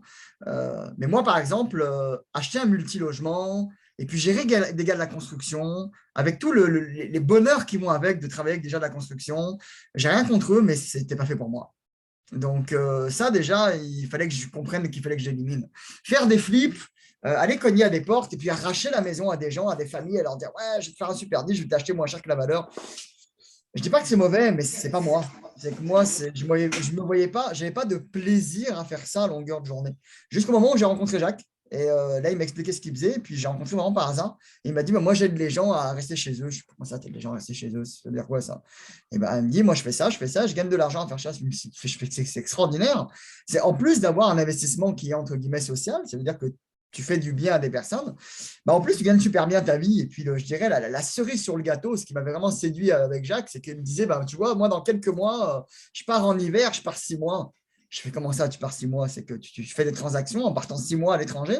Je sais, bah ouais, parce que je travaille comme ci, comme ci, comme ça. J'écoute, moi, je signe tout de suite, là, j'ai envie de travailler avec toi. Puis ça a démarré comme ça. Donc, ça a démarré le fait que on arrive à faire des transactions qui rimaient avec ce que j'avais envie de faire, qui rimaient avec ma mission de vie, donc d'aider les gens à rester chez eux. Et en plus, on gagne super bien notre vie avec ça. Et pour répondre à la petite question, comme disait Jacques, qu'est-ce qui te manque pour devenir un prospecteur prospère? Enfin, qu'est-ce qui me manquait à l'époque? Il ne me manquait pas les connaissances, il ne me manquait pas les deals. En fait, au final, puisque les connaissances, j'avais accumulé, les deals, les transactions, vous les trouvez. En fait, en vrai, ce qui me manquait, c'est l'équipe. C'est les bons joueurs, c'est-à-dire la bonne personne avec qui tu as la main sur ton épaule et que tu peux faire les bonnes transactions. Là. Avant de travailler avec Jacques, je devais, entre guillemets, me débrouiller tout seul, certainement comme vous. C'est-à-dire que vous avez suivi des formations, vous avez accumulé de l'information dans vos têtes, mais à chaque fois, vous vous dites, mais il me manque toujours une partie du puzzle, là. Il me manque toujours un morceau de me dire, mais comment est-ce que je vais faire ça là? Moi, c'est ce que j'avais trouvé avec Jacques, et puis on a bâti ce que j'aurais rêvé d'avoir dès le départ. C'est-à-dire, on a bâti le fait de travailler en équipe, de travailler avec des gens où, oui, effectivement, je n'ai pas 100% du profit que j'ai. Effectivement. Mais je préfère avoir 20% de quelque chose que 100% de zéro. Parce que 20% de plein de petites choses, ça me fait des super gros revenus. Donc, au final, c'est comme ça qu'on travaille. On travaille en équipe. Donc, la meilleure recommandation que je peux vous faire, en tout cas, moi, ce qui me manquait avant de devenir prospecteur prospère, c'est d'avoir la bonne équipe, d'être dans la bonne équipe. Oui, il te manquait aussi, si je me rappelle bien, un peu comme quand on va au gym, là, des fois, c'est la petite poussée pour passer à l'action. Ouais. Parce que moi, j'avais vu Raphaël depuis des années qui ne bougeait pas. Puis là, à un moment donné, à force de poser des questions, il a fini par signer son premier chèque, faire son premier prêt privé. Puis il m'a dit, c'est beau, Jacques, je m'engage, je vais faire un beau chèque de 50 000 $. En fait, il m'en manquait 200 000 pour faire le prêt. Après ça, je le rappelle, il me dit 100 000. J'ai dit, mais tu sais, tant qu'à me faire un chèque puis marquer 100 000, tu peux marquer 200 000, c'est la même chose. Hein. Parce que quand tu es rendu à t'engager à mettre 100 000, en mettre plus ou en mettre moins, c'est pareil. Là, des fois, c'est juste le petit botté qui manque, la petite différence. Puis après ça, Raphaël, il me rappelle puis il me dit, c'est quand est-ce le prochain? C'est comme faire le premier saut en parachute, c'est le plus difficile. Après, on finit par trouver ça le fun parce qu'on sait que c'est pas dangereux. En vrai, je ne sais pas si vous l'avez vécu, mais moi, j'avais vécu à plusieurs reprises. D'accord? Et puis, je ne suis pas là en train de critiquer, mais c'est vraiment ce qu'on m'a vendu dans les écoles de formation. Ouais, tu vas faire de l'immobilier sans argent, avec l'argent des autres, du machin, du nani. Ouais, oui, c'est possible. Sauf que moi, le gars que je connais ni Adam ni Dev qui vient jouer avec mon argent et qui lui met pas une scène à l'intérieur pour faire une transaction, moi, personnellement, ça me fait peur. Et ce qui m'avait séduit avec Jacques, ce qui m'avait fait faire le premier pas, ce qui a débloqué, en fait, c'est que lui, il dit, on va faire des transactions et je vais mettre mon argent à l'intérieur. Et ce qui a fait que je suis passé de 50 000 à 200 000 sur mon chèque, ce n'est pas parce que Jacques m'a fait un grand baratin et que j'ai signé, c'est qu'il m'a dit, Raph, déjà, il m'a présenté le projet, il m'a expliqué, mais lui, impliquer son argent personnel à l'intérieur.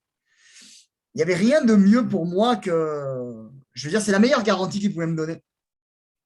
Parce que je me suis dit, OK, admettons que le dossier soit mauvais, j'ai quand même une personne qui a mis son argent à l'intérieur. Il va se débattre pour récupérer son argent, donc le mien par la même occasion. Donc c'est ça vraiment qui m'avait… De toute façon, on n'a même pas de reprise. Alors non, on n'a jamais. C'est juste plus facile. Mais c'est la question qu'on se pose au départ, c'est la peur qu'on a au départ, et puis celle que j'avais moi au début, et puis qui n'existe plus maintenant. Mais on n'a pas de reprise parce qu'on sait quoi faire, puis comment le faire, puis c'est quoi les critères que ça prend, puis on sait quel document que ça prend, puis comment le faire, puis comment closer le client. C'est ça l'art. Mais trouver un deal, c'est facile. Tu achètes mon prospecteur, tu t'abonnes, puis on a trouvé plein de talents. C'est facile, ça. C'est la partie la plus facile. Mais ce qui est le fun, c'est qu'aujourd'hui, on a les outils avec l'Internet et tout qui fait que c'est facile de les pointer, mais ça reste toujours difficile de closer avec les clients. Puis en faisant partie d'une équipe comme la nôtre, c'est juste un peu plus facile de le faire. Oui, exactement. Donc, mais je ne vous dis pas que c'est deux doigts dans le nez, puis on s'amuse, puis c'est super le fun. Alors, ce qu'on cherche, là, moi, je cherche du monde comme Raphaël, hein, puis Raphaël, tu cherches du monde comme ça aussi, là? Oui, exactement. Hein? Qu'est-ce que tu cherches, finalement? En vrai, on ne cherche pas des experts parce que moi, je n'étais pas un expert non plus. Donc, on cherche juste des gens qui ont le goût de travailler en équipe, qui ont le goût surtout de s'inscrire sur de bâtir une relation long terme. On n'a pas de... Je dis souvent qu'il y a de très bonnes écoles de formation, mais nous, on ne se considère pas comme des écoles de formation parce qu'on forme nos prospecteurs et on veut qu'ils restent avec nous sur du long terme. Pourquoi on fait ça? Parce que déjà, pour transformer quelqu'un, ça ne se passe pas en 3 mois. Les personnes qui vous disent tu vas changer ta vie en 90 jours, peut-être que ça marche. Mais en tout cas, je n'en ai pas vu beaucoup.